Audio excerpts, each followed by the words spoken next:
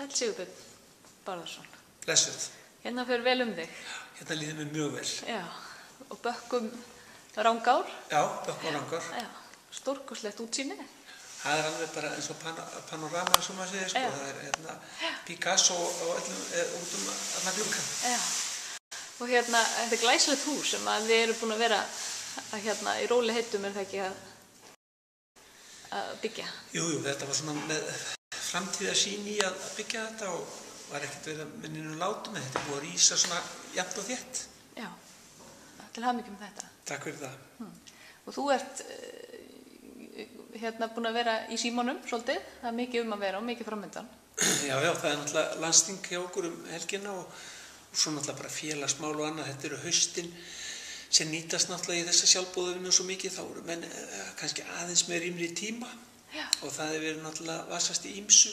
Já, þetta er svona svolítið uppgjörstími eftir árið. Það má segja, það er svona verið að fara yfir farin veg og tillögur að bæta og breyta, er það ekki? Jú, það er verið það sem að betur megi fara og síðan verið að skila af sér kannski ýmsum störfum sem búið er að vera að vinna í og það er alltaf eitthvað spennandi framöndan. Það er stöðugt verið að vinna eitthvað í samvinnu bara í hestamennskunni. Já, og þú hefur alla tíð verið rosalega mikið í alls konar nefndarstörfum og lagt þitt að mörkum í þessum bransa og hefur nú, hvað ég að segja, lifað tímanna tvenna í þessu.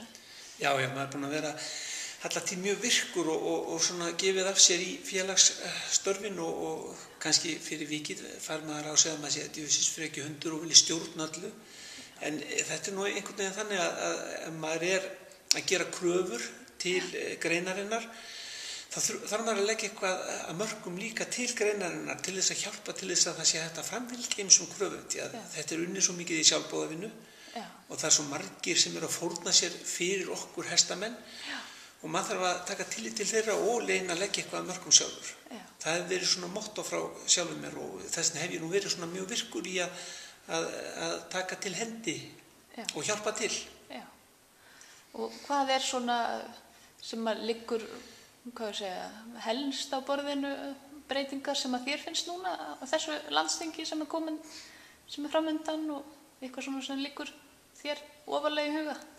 Þetta er náttúrulega orðið óðarlega létt landsþing vegna þess að við erum náttúrulega komin innan 5 sem sagt tekið upp allt þeirra reglukerfi og það er óðarlega lítið sem fyrir gegnum okkar þing miðað við hvað áður var. Þá stóðum menn í svitabaði frá morgni til kvölds með allskyns-tillögur og þar fram undir götum keppnistillögur og þannig. En núna er það bara liðið undir lok og þetta er afgreitt á 5 þingum.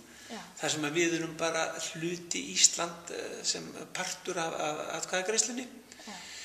En ennþá erum við svona með gæðingakeppnina til dæmis á okkar herðum algjörlega og höfum ekki sleppt höndin af því. Og hérna meiningin er hjá okkur að halda því alveg til streitu, að sleppa því ekki fyrir það sé alveg komið eins vel í höfn og hægt er að hugsa sér. Og það er náttúrulega alltaf einhverja tillögur svona smá breytingar hvað það varðar og núna eru tillögur til dæmis í sambandi við barnakeppnin að taka út stökkið í barnakeppninni, bæði fórkeppni og úrslitum og jafnvel að láta ríða brokk og tölt og hérna í staðinn. Þannig að það er alltaf svona einhver hringferð, það er svo margoft búið, þetta er búið að koma oftar en einu sinni upp áður að það þykir mikið að hafa stökkið inni fyrir börnin. Ég er því alveg náttúrulega alls ekki sammála því að mér finnst þetta að vera svona mjög stórt stökk og mikil eftirvænting sem alltaf liggur hjá krökkum að fá að hleypa. Og það er gífurlegur reiðskóli að fara í gegnum það fyrir barnið og það er svona upphafið að því að opna sig jafnvel fyrir því að ná árangri á fleiri stöðum með hestinn. Og stökkið hefur alltaf verið svona tillökkunarefni en einhvern veginn hefur það þróast pínlítið í það núna kannski við skulum sagt síðastliðin ár eða sérstaklega kannski síðast ár að þetta hefur svona færst út í það að kannski hafa dómarar ekki verið nógu vel að verði og hafa fyllt í eftir ómeðvitaðar jafnvel að fara að verðlauna mikla disku og mikinn hraða á sama tíma og leiðarinn ber það uppi að það eigi að sýna þetta fagmennsku, sýna hægt stökk, keyra síðan upp í hraðbreytingu á langlið og hægja síðan niður. Þetta á að gefa hæstu einkunn en ekki kappreiðastökk og fullri ferð og hesturinn að stoppa í einhverju þvögu og varla geta stoppað eða ekki geta hægt niður og knappinn hefur hann stjórnlausan áfram. Þannig að þarna held ég að við séum í raun og veru þurfum að horfa meira til þess að hverja kröfurnar eru. Og þær eru einfaldlega að útfærslan sé rétt. Og ég held að við að færa þetta meira á hendur á dómurum og þeir þurfum bara, við dómarar, við þurfum að sinna þeim vettvangi betur og hafa þetta jafnvel sem þema, taka þetta fyrir. En ekki láta kannski, nú er ég mjög mikið að vinna með börn og kenna þeim og mér finnst það mjög gaman. Það er eitt af skemmtilegasta sem að gera þar að vera með ungu kynslóðina og börn eru þannig fljóta að læra og þetta er það mesta sem er spennuefni að það er svo gaman þegar kemur að því að fá að setja upp á stökk og kannski ef maður er með 20-30 börn í hóp og er að vinna með þau sem sagt skipt niður í hópa en þetta er kannski einn stór hópur sem maður er með þá eru kannski 1-2 af 25-30 manna hóp sem eru hrædd við að hleypa stökk og þá þarf maður náttúrulega að taka tillit til þeirra og alls ekki vera að pína þau í það heldur leyfa þeim að þróast hægt og bítandi en við mögum ekki heldur láta þessi 2 stjórna því að hinn, kannski 28, að þau fá ekki að gera það sem þeim finnst gaman að gera því að 2 þeirra getur ekki. Þess vegna verðum við nú svona einhvern veginn að þræða þennan stíg að þóknast meiri hlutanum meira. Og það eiga náttúrulega ekki krakkar að vera að fara á landsmót eða börn að vera að fara á landsmót og svona það sem er harka og mikil spenna og gera mikla kröfur nema þessu tilbúin. Það er miklu frekar að synga komu krakkana upp í svona miklu hörku heldur en að vera að keyra þá og snemma. Þannig að þetta er líka dálítið hjá foreldrum og umræðamönnum að hafa kröfurnar í samræmi við getuna. Síðan er vorum við að ræða við hann Harald Gunnarsson, fráfarandi framkvæmdastjóra landsmóts og hann hefur stórar áhyggjur af landsmóti EHF og rekstrarforminu, að þetta sé orðið og dýrt að halda landsmót og við verðum að fara að bakka aðeins í meiri sjálfboðavinnu og gera þetta meira fyrir okkur hestamenn skilurðu, þetta sé ekki, snúist ekki bara að borga fyrir allt og þetta sé orðið allt og dýrt. Hvað finnst þér þetta og framtíð landsmóts? Já, ég held að það sé ekki bara framtíð landsmóts. Ég held að það sé bara hestamannafélögin, rekstur þeirra og þetta byggist upp á sjálfboðavinnu. Þetta þarf bara, við þurfum að spóla tilbaka. 2006 og þetta fjárglæfra tímabil, það er að baki og við þurfum bara að setjast aftur fara að vinna með grasrótinni og fá fólk til okkar og fá samkenndina og lyfta grettistakinu saman.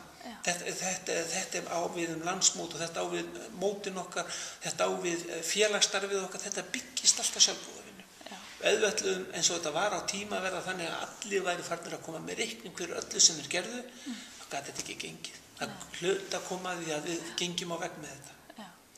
En nú hefur þú verið gríðarlega farsæll keppnismaður í fjölda mörg ár og ég held að það sé nú kannski ekkert margir bara sem getur talið þau ár sem að þú ert búin að vera á toppnum. Hvernig fer maður að þessu?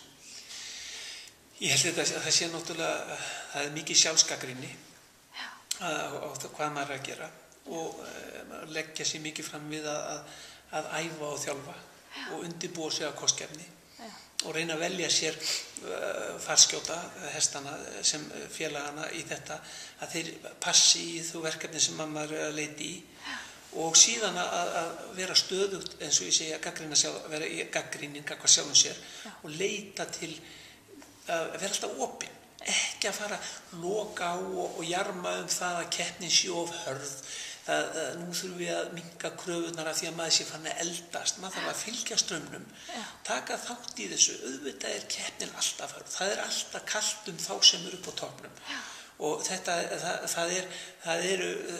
gerist ekki með því bara að mæta og halda hlutinni gerist að sjálfum sér, maður og bara leggja hart að sér og maður þarf að geta tekið út úr hestunum sem maður er með af sanngirni og hafa þá í samvinnu með sér og það er bara hark í þessu, það fylgir allri keppni, alveg í sama hvað íþróttagrein maður fer, það er hægt að vera áhugamaður og síðan er maður komin út í keppnismennskuna þar sem atvinnumennskan er komin inn í eins og hjá okkur, því fylgir bara ákveðin harka en við þurfum náttúrulega að gæta velsæmisgagnvart skepnunum okkar og fara ekki við strikið og þá höfum við dómarana og eftirlitskerfið og það þarf alltaf að passa jafn harðan og jafn vel upp á það kerfi eins og það að við séum að fleyta okkur fram á við, að við séum ekki að ganga langt.